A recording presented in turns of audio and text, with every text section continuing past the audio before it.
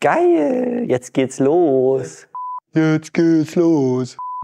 Elvis, was machst du hier? Hallo Nico. Hallo Elvis. Was bringt uns zusammen hier, Nico? Ich bin ganz aufgeregt. Warum bist du so aufgeregt, Nico? Weil es endlich soweit ist und wir haben den Tacho Drehzahlmesser für die T5. Wow.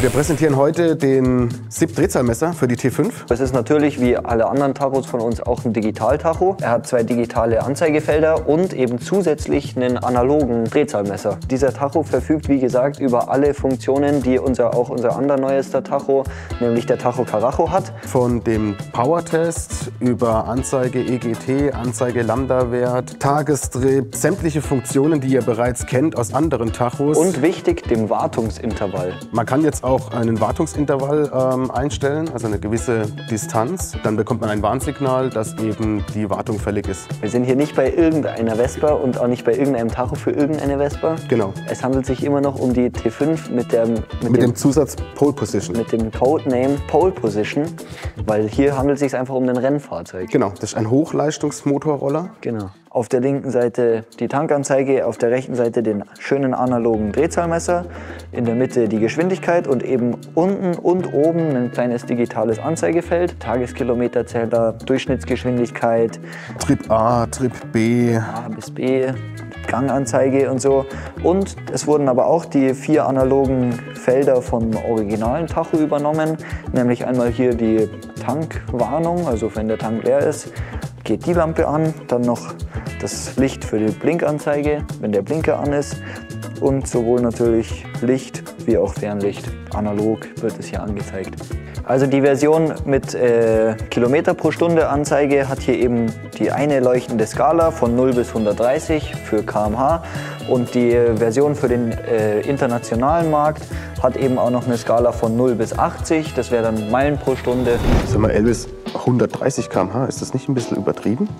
Ich würde sagen, das ist so die Grenze, die man mit so einer T5 im absoluten Tiefflug schon erreichen kann. Also schon oder? Realistisch, oder? Ich finde, das ist realistisch. Wenn man sogar auch noch sich mit einem Tuning-Zylinder das Ganze noch ein bisschen versüßt, dann könnte es sein, dass man die Skala sogar über den Anschlag rausbringt. Es gibt ein paar Leute, die mich ab und zu im Callcenter anrufen und fragen, für was ist eigentlich diese spezielle Kurbelwelle für die T5 mit 60 mm Hub. Da könnte man jetzt ein bisschen teasern und sagen, dass wir eigentlich was in der Pipeline haben.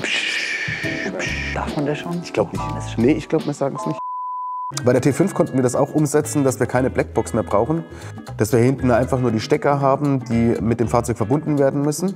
Du baust einfach dein Tacho aus, nimmst diesen Tacho, steckst den an dieselben Anschlüsse an, steckst dieselbe Tachowelle an. Du hast ja schon diese Anschlüsse für die normalen Anzeigefunktionen. Und die einzigen Zusatzanzeigen sind dann halt eben Abnahme von einem externen Geschwindigkeitssensor und Temperatur. Man kann sich nämlich dort auch die Abgastemperatur mit dem dazu bekömmlichen Konverter auch im digitalen kleinen Anzeigefeld anzeigen lassen.